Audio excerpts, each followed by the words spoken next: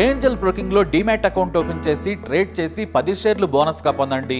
Just sign up అయితే చాలు. మీ phone number enter చేసి ఓటీపీ ఎంటర్ చేయండి. ఆ తర్వాత పాన్ కార్డ్, ఆధార్ కార్డ్, అలాగే బ్యాంక్ స్టేట్మెంట్ కూడా అప్లోడ్ చేయండి.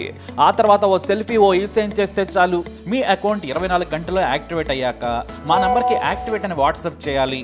ఆ తర్వాత మీ డిమాట్ అకౌంట్ లో మేము చెప్పిన 10 బ్యాంకింగ్ షేర్స్ బై చేసి స్క్రీన్ షాట్ పెడితే చాలు. ఆ అమౌంట్ మీకు యూపీఐ ద్వారా పంపిస్తాము. అంటే మీకు 10 షేర్లు బోనస్ గా వచ్చినట్టే. ఆ తర్వాత మీరు ఆ షేర్స్ ని సెల్ చేసుకుంటారో ఇన్వెస్ట్ చేసుకుంటారో మీ ఇష్టం. డిస్క్రిప్షన్ లో ఉన్న లింక్ ద్వారా మాత్రమే మీకు ఈ బోనస్ షేర్లు వస్తాయన్నది మాత్రం గుర్తుపెట్టుకోండి.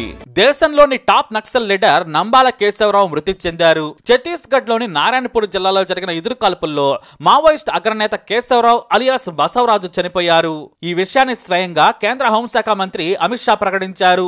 నారాయణపూర్ జిల్లా మాద్ అటవీ ప్రాంతంలో మే 21వ తారీఖు జరిగిన ఎన్కౌంటర్ లో 27 మంది మృతి చెందారు. వారిలో నంబాల కేశవరావు ఉన్నారని పోలీసులు గుర్తించారు. ఎందుకంటే ఆయన రేంజ్ అలాంటిది. కేశవరావు పైన 1.5 కోటి రివార్డు ఉంది. ఆపరేషన్ కగార్ లో భాగంగానే ఈ ఆపరేషన్ జరిగింది. గత 3 నెలలుగా కేంద్ర హోంమంత్రి మావోయిస్టుల ఏరివేతపై ప్రత్యేక శ్రద్ధ పెట్టారు. వచ్చే ఏడాది వరకు దేశంలో నక్సలిజం ఉండద్దనేది ఆయన ఆలోచన. అందుకే ఛత్తీస్గఢ్ అడవులు తుపాకుల మొత్తం మారుమోగుతున్నాయి. మాద్ ప్రాంతంలో మావోయిస్టులు ఉన్నట్టు సమాచారం అందింది. మరీ ముఖ్యంగా సుప్రీం కమాండర్ కేశవరావు ఉన్నాడనే సమాచారం రావడంతో వేలాది మంది మాద్ అటవీ మార్గాలను చుట్టుముట్టారు. దీంతో భద్రతా దళాలు బీజాపూర్, నారాయణపూర్, దంతెవాడ డిఆర్జీ చేరుకున్నాయి. మే 21 ఉదయం సమయంలో అటవీ మధ్యలోకి వెళ్లి గాలిస్తూ ఉండగా ఈ నక్సల్స్ బృందం ఓ చోట ఎదురుపడింది. అంతే, భారీ ఎన్కౌంటర్ చోటు చేసుకుంది. ఇందులో కేశవరావు చనిపోయారు. ఈయన ఇప్పుడు Mao central military commission chief గా ఉన్నారు. 2018 నవంబర్లో ముప్పాళ్ళ లక్ష్మణరావు అలియాస్ గణపతి రాజీనామా తర్వాత పార్టీకి సుప్రీం కమాండర్ అయ్యారిన. అలిపిరిలో చంద్రబాబు నాయుడు మీద జరిగిన క్లైమోర్ మైన్స్ దాడిలో ప్రధాన సూత్రధారి కేశవరావు. చదువులో జీనియస్. ఆయన తెలివిని దేశానికి మరోలా ఉపయోగించాల్సింది. కానీ ఆయన ఆయుధాల తయారీకి ఉపయోగించారు. గెరిల్లా యుద్ధ వ్యూహాల్లో నిపుణుడు కేశవరావు. కేశవరావు తండ్రి రిటైర్డ్ టీచర్. అయితే వరంగల్ ఆర్ఏసీ ఒకప్పుడు నక్సల్స్ భావజాలానికి అడ్డాగా ఉండేది. ఎంతో మంది మేధావులు ఇక్కడే కలుసుకునేవారు. నాడు ప్రతి ఒక్కరూ పేదలకు ఏదో చెయ్యాలి, దొంగ నాయకులు ఆట కట్టించాలి, దోపిడీదారుల నుంచి అమాయక ప్రజలకు న్యాయం చేయాలని కలలు కనేవారు. ఎంతో తెలివైన వారే నాడు వరంగల్ ఆర్ఏసీలో జాయిన్ అయ్యేవారు. కేశవరావు కూడా ఎక్కడో శ్రీకాకుళం జిల్లా కోటబొమ్మాలి మండలం జీయనపేటలో పుట్టారు. ఇంట్లో చదువు వాతావరణమే ఉండేది. తండ్రి వాసుదేవరావు టీచర్ కావడంతో చదువుపై శ్రద్ధ పెట్టేవారు. వారికి ఆర్థిక కష్టాలు ఏవీ లేవు. కేశవరావుకు ఒక అన్న, 3 అక్క చెల్లెళ్ళు ఉన్నారు. కానీ ఆర్ఈసీలో చదువు ఆయన జీవితాన్ని మార్చేసింది. శ్రీకాకుళం గిరిజన రైతాంగ పోరాటం స్ఫూర్తి కలిగించింది. విప్లవ భావజాలం వైపు వెళ్లేలా చేసింది. ఆయన తలుచుకుంటే హాయిగా ఆ రోజుల్లోనే తన బంధువులు, స్నేహితుల మాదిరిగానే అమెరికా వెళ్లేవాడు. కానీ నాడు భూస్వాముల పెత్తనం, దోపిడి, తక్కువ చదువుకున్న వారు ఉండడంతో తెలివైన వాడు, అధికారం ఉన్నవాడే దోచుకునేవాళ్లు. ఆ తీరు మారాలి. ప్రజలకు న్యాయం చేయాలంటే తుపాకీ పట్టడమే మార్గం అనుకున్నారు ఆయన. తన సీనియర్ల మాదిరిగానే ఎంటెక్ చదువుతుండగా ఆవేశంలో నక్సలైట్ సిద్ధాంతాలకు ఆకర్షితుడై అడవి బాట పట్టారు. ఎంతో సుఖంగా, హాయిగా పుస్తక ప్రపంచంలో పెరిగిన కేశవరావు 1975లో అడవి బాట పట్టారు. ఎంతో మంది దొరల ఆట కట్టించారు. అడవులకు దగ్గరగా ఉన్న పట్టణాలు, గ్రామాల్లో నాయకుల దోపిడీలు, దొరలు, భూస్వాముల ఆగడాలు తగ్గిపోయాయి. మరీ ముఖ్యంగా ఆయన తెలంగాణ ప్రాంతంలోని ప్రజల అణచివేతకు వ్యతిరేకంగా పోరాడారు. పేదలు గౌరవంగా బ్రతకాలి, వారి శ్రమకు తగ్గ విలువ ఉండాలి, చదువుతోనే సమాజం మారుతుందని చెప్పిన వ్యక్తి కేశవరావు. అలా వెళ్లిన ఆయన ఆ తర్వాత తన చదువును ఐఈడి పేలుడు పదార్థాల తయారీకి ఉపయోగించారు. ఆయన చురుకుదనం తెలివి చూసి నాటి పార్టీ అగ్రనాయకత్వం బస్తర్ అడవుల్లో 1987లో మాజీ ఎల్టీటీఈ మాజీ సైనికుల దగ్గర శిక్షణ తీసుకున్నారు. నాటి నుంచి ఎన్నో ఆపరేషన్లు చేపట్టారు.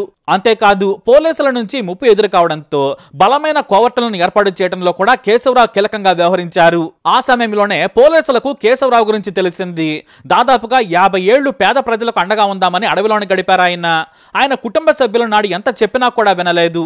నాకు ప్రజలే ముఖ్యం, అడవిలో ఉన్న ప్రజల కోసమే పోరాడుతాను, మేము అడవుల్లో తుపాకులు పట్టుకుంటే సమాజంలో ఉన్న దోపిడీదారులకు వచ్చపడుతుందని నమ్మేవారు. ప్రజల కోసం వ్యక్తిగత జీవితాన్ని, సుఖాన్ని తృణప్రాయంగా వదిలేశారు కేశవరావు. అంతేకాదు ఎన్నో ఆపరేషన్లకు ఆద్యుడు. నాడు చంద్రబాబు నాయుడు, డీజీపీ హెచ్డి దొర, దివంగత హోంమంత్రి ఎలిమినేటి మాధవరెడ్డి నక్సలిజాన్ని ఉక్కుపాదంతో అణిచివేశారు. ఎంతో మంది నక్సలైట్లను దారుణంగా హత్య చేశారు పోలీసులు. అయితే చాలా వరకు కూడా బూటకపు ఎన్కౌంటర్లేనని నాడు ప్రజల మధ్య ఉన్న గద్దర్, వరవర్రావులు ఆ రోజుల్లో ఆరోపించారు. మంత్రి మాధవరెడ్డిని నక్సలైట్లు మాటు వేసి రోడ్డుపై బాంబులు అమర్చి దగ్గరలోని తోటలో దాక్కుని బాంబులతో పేల్చేసి హత్య చేశారు. కానీ మొదటి నుంచి వారి టార్గెట్ చంద్రబాబు నాయుడు. దీంతో ఎలాగైనా బాబుని హత్య చేయాలనేది వారి ప్లాన్. హత్య చేయాలనేది నక్సలైట్ అగ్రనాయకత్వం నిర్ణయం. దీంతో అప్పట్లో చంద్రబాబు హత్యకు కేశవరావే స్కెచ్ వేశారని పోలీసులు భావించారు. ఎన్నో నెలల పాటు ఆలోచన చేసి అనువైన ప్రాంతం కోసం బాబు కదలికలపై నిఘా పెట్టిన కేశవరావు అలిపిరి దగ్గర చంపాలనుకున్నారు. Claymore mines పేల్చారు. కానీ చంద్రబాబు అదృష్టవశాత్తు ప్రాణాలతో బయటపడ్డారు. నాటి నుంచే ఉమ్మడి ఏపీ, మహారాష్ట్ర, ఛత్తీస్గఢ్ అటవీ ప్రాంతాల్లో కేశవరావుపై పోలీసులు నిఘా పెట్టారు. నాడు వైఎస్ సీఎంగా ఉన్నప్పుడు కూడా కేశవరావు ప్రధాన టార్గెట్గా ఉండేది. కానీ తప్పించుకోవడంలో ఆయన దిట్ట. ఎంతలా దాడులకు ప్లాన్ చేస్తారో, గెరిల్లా యుద్ధాల్లో ఆరితేరాడో, చివరి క్షణంలో కూడా పాదరసంలా జారిపోవటం కేశవరావుకు బాగా తెలుసు.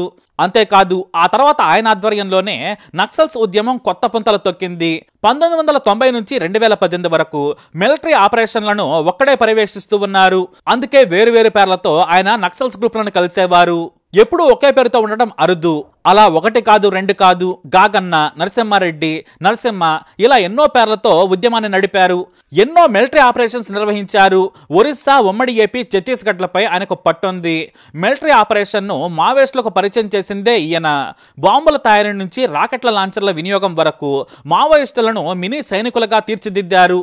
అడవుల్లో ప్రతి ఇంచు ఆయనకు తెలుసు. అరకు మాజీ ఎమ్మెల్యే కిడారి సోము, కిడారి సర్వేశ్వరరావు హత్యల్లో కూడా ఈయనదే కీలక పాత్ర. అగ్రెసివ్ గా పోలీసుల మీద దాడులకు తెగబడతాడు. 2010లో ఒకేసారి ఛత్తీస్గఢ్లో 76 మంది జవాన్ల మృతికి కూడా కారణం కేశవరావే. బాంబు పేల్చి ఏకంగా జవాన్ల వ్యాన్ మొత్తాన్ని ఎగిరిపడేలా కిలోల కొద్దీ మందుగుండును భూమిలో పాతిపెట్టారు ఈయన. ఈ ఆపరేషన్ ఈయన ఆధ్వర్యంలోనే సాగింది. ఎప్పుడైతే గణపతి పార్టీ కార్యదర్శి పదవి నుంచి తప్పుకున్నారో మొత్తం దళం కేశవరావు చేతిలోకి వచ్చింది. ఆయన వయసు మీద పడ్డా కూడా ఉద్యమాన్ని బలంగా ఉంచడంలో సక్సెస్ అయ్యారు. మరోవైపు ఆపరేషన్ కగార్ కర్రెగుట్టల్లో జరుగుతుంటే ఛత్తీస్గఢ్ అడవుల మధ్యలో బంకర్లలో కట్టుదిట్టమైన భద్రత మధ్య కేశవరావు ఉన్నారు. కానీ వేల మంది పోలీసులు ఇప్పుడు అడవులను జల్లెడపడుతున్నారు. దీంతో అడవి నుంచి తప్పించుకునేందుకు బయటకు వచ్చిన కేశవరావు అప్పటికే కాపు కాస్తున్న భద్రతా బలగాల కంటపడ్డారు. దీంతో ఎదురు కాల్పులు మొదలయ్యాయి. ఈ ఎన్కౌంటర్లో మొత్తం 26 మంది చనిపోయారు. వారిలో కేశవరావు కూడా ఉన్నారు. ఈయన మరణం బలగాలకు, కేంద్ర ప్రభుత్వానికి అతిపెద్ద విజయం అని చెప్పొచ్చు. ఎందుకంటే దేశంలోనే 1.5 కోటి రివార్డు ఉన్న ఏకైక మావోయిస్ట్ లీడర్ కేశవరావు మాత్రమే. గణపతి మీద కూడా 1 కోటి మాత్రమే ఉంది. ఈయన్ను మట్టిబెడితే మొత్తం నక్సలిజం ఉద్యమాన్ని చావుదెబ్బ తీయొచ్చని మొదటి నుంచి భద్రతా దళాలు భావిస్తున్నాయి. బాంబులు, వ్యూహాలు పన్నడంతో పాటు పారిపోవడంలో కూడా ఆయన వింతైన వ్యూహాత్మక వ్యూహాలు పన్నుతాడు.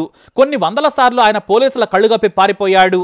ఎంతలా అంటే సాధారణ వ్యక్తిలా కూడా ఎన్నోసార్లు బయటకొచ్చి అడవుల్లోకి వెళ్ళిన చరిత్ర కేశవరావుది. మారు వేషాలు, మారు పేర్లతో తిరగడంలో కేశవరావు తర్వాత ఎవరైనా. ఆయన లేకుండా ఇప్పుడు మావోయిస్టు యుద్ధమాన్ని నడిపే నాయకుడే లేడని చెప్పొచ్చు. కొత్త తరం నాయకులు ఉన్నా కూడా అతిపెద్ద నేత, సుప్రీం లీడర్ మరణం ఆ పార్టీకి దెబ్బే. పైగా ఒకప్పుడు అడవి లోపలికి భద్రతా బలగాలు వెళ్లేవి కావు. కానీ ఇప్పుడు కేంద్ర హోంశాఖ మంత్రి వచ్చే ఏడాది జూన్ 6 నాటికి దేశంలో నక్సల్స్ అనేవాళ్ళు లేకుండా చేస్తామని ప్రకటించారు. ఆ మేరకు భద్రతా బలగాలు దూకుడుగా వెళుతున్నాయి. ఇప్పుడు కేశవరావు మరణంతో భద్రతా బలగాలు నక్సలైట్లపై 90% విజయం సాధించాయి. ఇక సింపుల్ గా కేశవరావు గురించి చెప్పాలంటే ఆయన జీవితం ప్రజల కోసమే. కాకపోతే తుపాకీ పట్టి ఏదో సాధించాలనుకున్నారు. ప్రపంచంలో వచ్చిన మార్పులను చూసైనా బయటకు రావాల్సింది. ఎందుకంటే ఆయన అడవి బాట పట్టినప్పుడు సమాజంలో ఉన్న దోపిడీ వేరు. ఉన్నవాడే దోచుకునేవాడు. దొరలు, భూస్వాములు, దొంగ నాయకులు గ్రామాల్లో ఉండేవారు. కానీ ఆ తర్వాత దొరలు కనుమరుగయ్యారు. నాయకుల దోపిడీ స్టైల్ మారిపోయింది. గెలిచేది శ్రీకాకుళం జిల్లాలోనైనా ఉండేది మాత్రం హైదరాబాద్లో. ప్రజలను గాలికి వదిలేసి దోపిడీ చేస్తున్నారు నేతలు.